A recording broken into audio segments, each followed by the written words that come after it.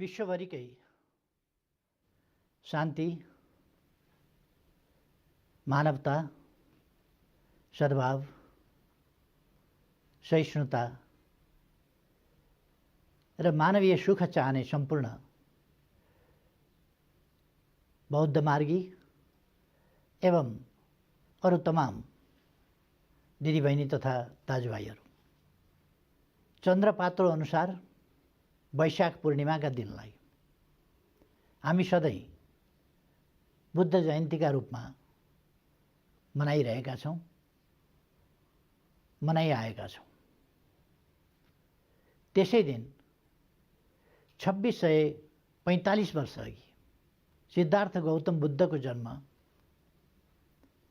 नेपालको लुम्बिनीमा भएको थियो। यद्यपि गौतम बुद्धको जन्म, बुद्धत्व र महानिर्वाण प्राप्ति एकै तिथिमा भएको हुनाले महानिर्वाणको दिनलाई लिएर 2565औं जन्मदिन या जन्म जयन्ती भनेर पनि आज मनाइँदैछ। बुद्धका उपदेशहरू मानव जातिको हितमा, विश्व शान्तिको पक्षमा, अहिंसाको पक्षमा, हिंसा, अशान्ति, लडाईँ, द्वन्द्व, झगडा, परस्परमा घृणा, द्वेष र नराम्रा सोच र नराम्रा व्यवहारहरूका विरुद्ध भएको हुनाले यसलाई विश्वव्यापी रूपमा मानवीय आकांक्षाको रूपमा स्वीकारेर संयुक्त राष्ट्रसङ्घले सन् 1959 देखि नै यस दिनलाई वैशाख डेको रूपमा मनाउँदै आएको छ, अर्थात् बुद्ध जयन्तीको रूपमा मनाउँदै आएको छ। आज जति बेला विश्व विभिन्न ठाउँमा तनावग्रस्त छ, द्वन्द्वग्रस्त छ वा द्वन्द्वका सम्भावनाहरूबाट त्रस्त छ, यस्तो अवस्थामा बुद्धका उपदेशहरू, बुद्धका सन्देशहरू र बुद्धको शान्तिवादी दर्शन, मानवतावादी दर्शन, यसको महत्त्व र सान्दर्भिकता कायम रहेको मात्रै होइन, अझ वृद्धि भएको छ। आज मानव जातिलाई हरेक ठाउँमा शान्ति चाहिएको छ। मानव जातिकै कारणले शान्ति खलबलिने हो। मानव जातिकै कारणले खलबलिएको शान्तिलाई मानव जातिकै सचेतनता र सचेत प्रयासहरूबाट शान्तिमा परिणत गर्न, शान्तिलाई कायम राख्न, शान्तिलाई दिगो बनाउन सकिन्छ। त्यसै कारण बुद्धका शान्तितर्फका चिन्तन, आदर्श र उपदेशहरू अत्यन्तै सान्दर्भिक र महत्त्वपूर्ण रहेका छन्। आजको विश्वले यी कुराहरूलाई मनन गर्नु र अगाडि बढ्नु आवश्यक छ। अब सिद्धार्थ गौतम बुद्धको जन्मस्थानको बारेमा कुनै दुविधा रहेन। यद्यपि यो दुविधा फाइयानको समयमा पनि नरहेको हो, वेनसाङको भ्रमणका बेला पनि नरहेको हो, सम्राट अशोकको भ्रमण र उहाँले गाडेका स्तम्भहरू, उहाँले खडा गरेका स्तम्भहरूको समयमा पनि नरहेको हो।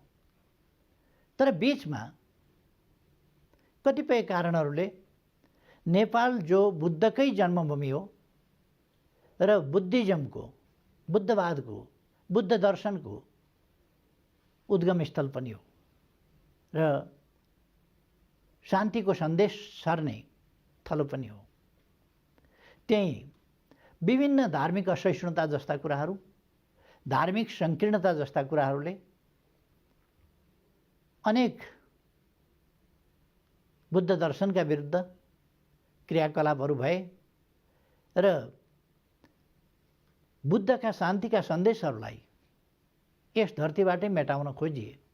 तर बुद्धका उपदेशहरू, बुद्धका चिन्तन र बुद्धले देखाएको शान्तिको मार्ग र मानव जातिको सुखको निम्तिको उज्यालो मर्न सक्दैनथ्यो र मरेन। तसर्थ फेरि बुद्धको जन्मस्थानको खोजी हुने परिस्थिति बन्यो। बुद्धको जन्मस्थान किन खोज्नु पर्यो? बुद्धका विभिन्न रिलिक्स अथवा अवशेषहरू, तिनीहरूको खोजी, महत्त्व र तिनको पवित्रताको बारेमा विश्वको ध्यान किन गयो? यी सबै कुरा मानव जातिको आन्तरिक आकाङ्क्षा अथवा शान्ति र सुखको आकाङ्क्षा, यसबाट यी कुराहरूको खोजी हुन थाल्यो। र पछिल्लो समयमा आएर अब विभिन्न ठाउँहरूमा, विभिन्न स्थानहरूमा, विभिन्न देशहरूमा रहेका भ्रमहरू टुङ्गिएका छन् र यसरी अब बुद्धको जन्मस्थान नेपालको लुम्बिनीमा पर्दछ भन्ने कुरा स्थापित भइसकेको छ। अझै पनि दुनियाँका कतिपय देशहरूमा पाठ्यक्रमहरूमा यस्ता कुराहरू नसचिएको भन्ने कुराहरू पनि सुनिन आएको छ। म सबैमा यस्ता त्रुटिहरू आजको वैज्ञानिक युगमा, सूचनाको युगमा त्रुटिहरू नै निरन्तर कायम राखेर बालबालिका वा नयाँ पिँढीलाई तिनै त्रुटिहरू पढाउनु वाञ्छनीय हुँदैन। त्यसकारण सत्य पढाउनेतर्फ, सत्य सिकाउनेतर्फ, सत्य कुरा अवगत गराउने बालबालिकाहरूलाई त्यस दिशातर्फ म सबैको ध्यानाकर्षण पनि गराउन चाहन्छु। आज अब कुनै दुविधा छैन कि बुद्धको जन्म लुम्बिनीमा भएको थियो र बुद्धवादको मुहान पनि त्यही थियो जहाँबाट बुद्धले मानव जातिको जरामरण जस्ता कुराहरूबाट मुक्ति कसरी हुन्छ भन्ने कुराको खोजीमा दरबार त्यागेर, सुखशैल त्यागेर बाहिर निस्किनु भएको थियो। त्यहीँबाट बुद्धका चिन्तनको मुहान सुरु हुन्छ।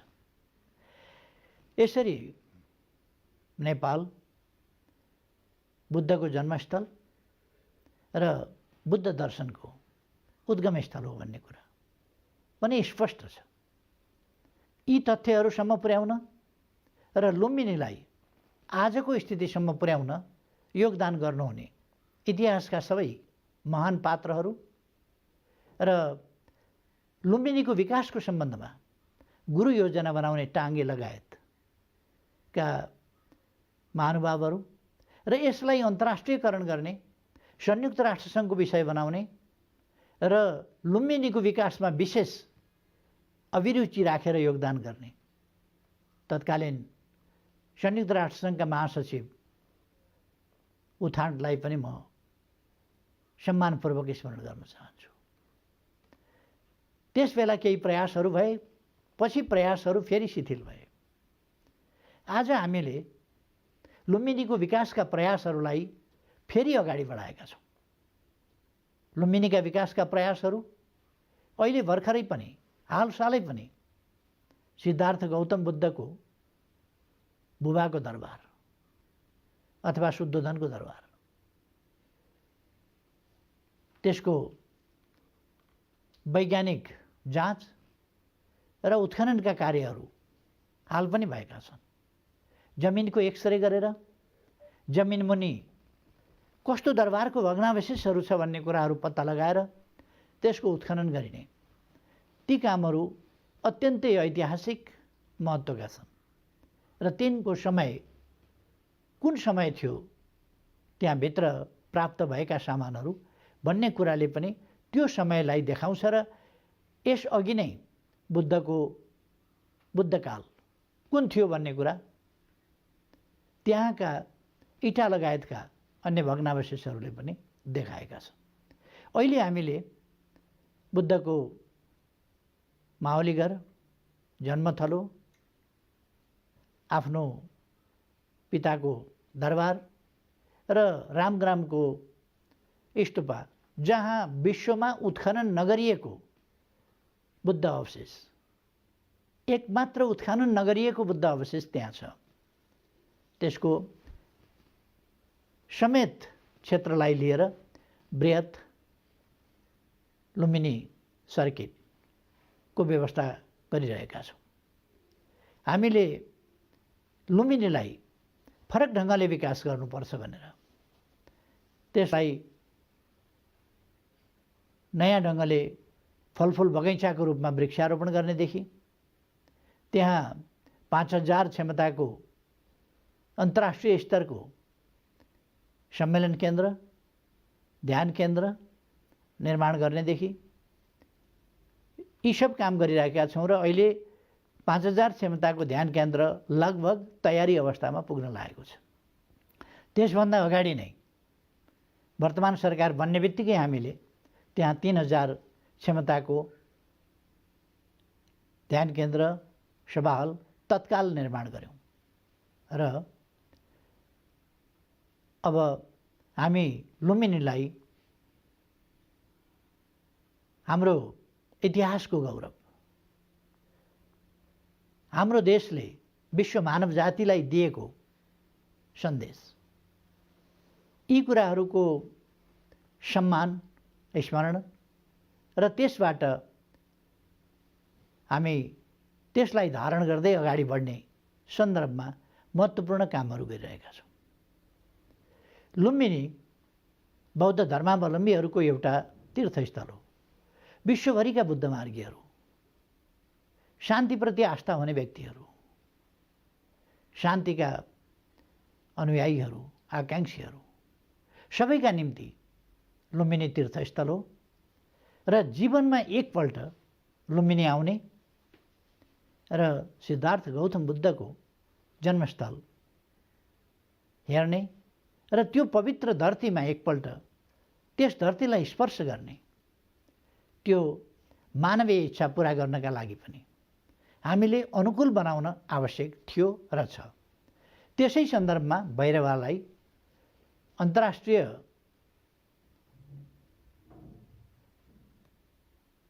विमानस्थल, बौद्ध विमानस्थल, लुम्बिनी बौद्ध विमानस्थल भनेका छौँ हामीले।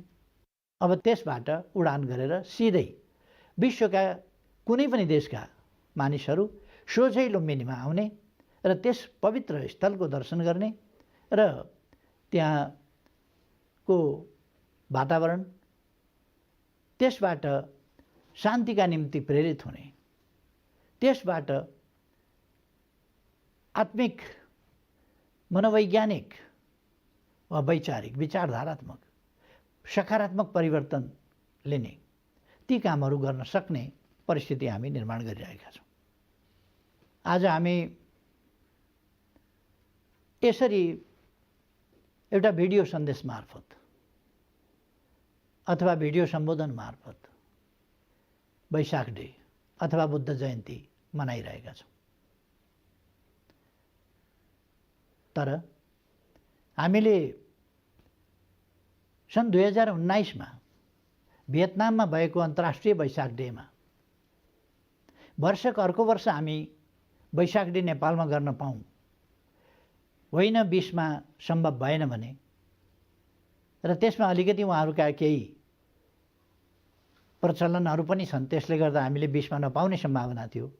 त्यस्तो हो भने 21मा नेपालले वैशाख डेको आयोजना गर्न पाओस् भनेर मैले आफ्नो मन्तव्य राख्दा त्यहाँ आग्रह गरेको थिएँ अन्तर्राष्ट्रिय समुदायसँग र वैशाख डे सम्बन्धी निर्णायक समितिका साथीहरू सबैसँग र त्यहाँ उपस्थित अन्तर्राष्ट्रिय समुदायसँग पनि मैले आग्रह गरेको थिएँ र त्यसका प्रमुख ब्रह्म पण्डितजी लगायत सबै साथीहरूसँग पनि मैले आग्रह गरेको थिएँ नेपालमा मनाइयोस्। तर आज हामी यसरी मनाउन बाध्य छौँ कि अन्तर्राष्ट्रिय सम्मेलन खुलेर मनाउने त होइन, कि यसरी एउटा सन्देश मार्फत मनाउने अवस्थामा हामी पुगेका छौँ। आज कोभिड-19 विभिन्न भेरिएन्टका साथ नयाँ नयाँ लहर सिर्जना गर्दै मानव जातिका सुख खोज्न एउटा भयानक चुनौतीको रूपमा उपस्थित भइरहेको छ। यति बेला हामी यस महामारीको सामना गरिरहेका छौँ र यो कार्यक्रम पनि यस रूपमा मनाउनु परिरहेको छ। यति बेला म सम्पूर्ण दाजुभाइ दिदीबहिनीहरूलाई आग्रह गर्न चाहन्छु, हामी भयावह स्थिति भए पनि यसबाट आत्तिनु हुँदैन र नआत्तिनुको अर्थ असावधान हुनु हुँदैन। हामीले धैर्यतापूर्वक र सावधानी साथ यस रोगसँग मुकाबला गर्नुपर्दछ। यसलाई आफूमा सङ्क्रमण हुन नदिने, अरूलाई पनि सङ्क्रमण नगर्ने, कतै सङ्क्रमणको स्थिति बन्न नदिने, त्यसका निम्ति सामाजिक दूरी कायम गर्ने लगायतका कुराहरू, मास्क अनिवार्य रूपमा प्रयोग गर्ने अथवा स्वास्थ्य सम्बन्धी अन्य खानपिन सम्बन्धी अन्य कुराहरूमा पनि उत्तिकै ध्यान दिने, आफ्नो प्रतिरोध क्षमता वृद्धि गर्ने, यस्ता कुराहरूमा ध्यान दिन म आग्रह गर्न चाहन्छु। हामी समृद्ध नेपाल सुखी नेपालीको राष्ट्रिय आकांक्षा बोकेर बहुतै तीव्र गतिका साथ उत्साह र आत्मविश्वासका साथ अघि बढिरहेको बेला कोभिड-19 को महामारीले हामीलाई हाम्रा गतिलाई, हाम्रो वेगलाई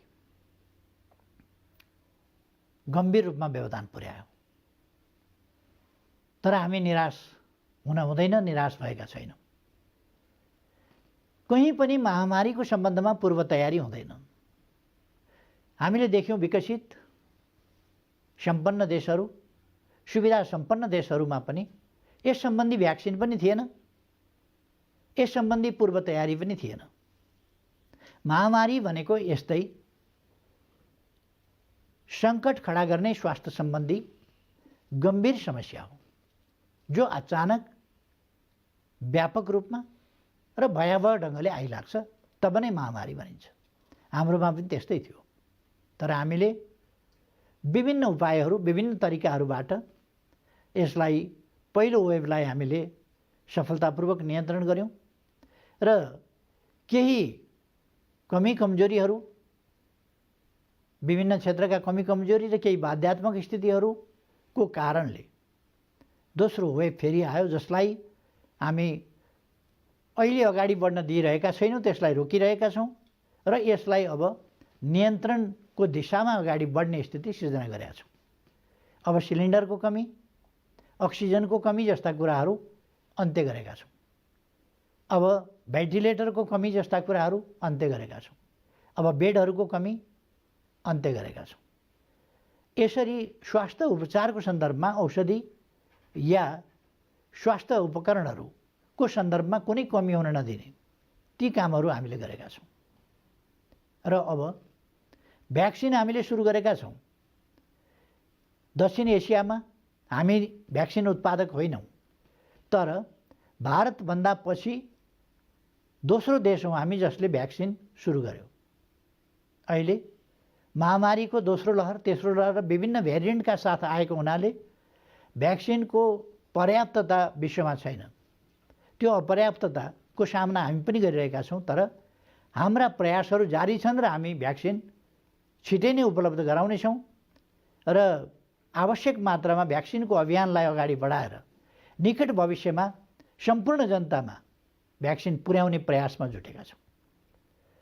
तसर्थ सरकारका प्रयासहरूप्रति विश्वस्त रहन, यो महामारी हो, यो हामी सबैको साझा समस्या हो, यसकारण यसका विरुद्ध लड्न सबै एकजुट हुनका लागि म सबैमा आग्रह पनि गर्न चाहन्छु।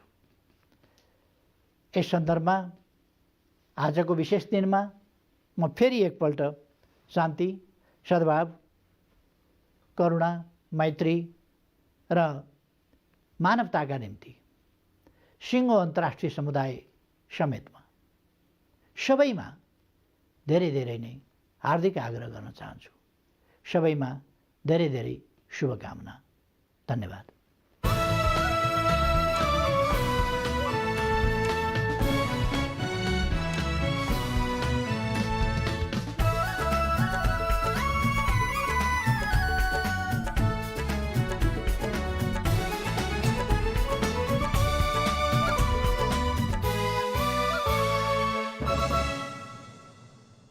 डाक्टर सबिना भट्टराई, छाला तथा यौन रोग विशेषज्ञ।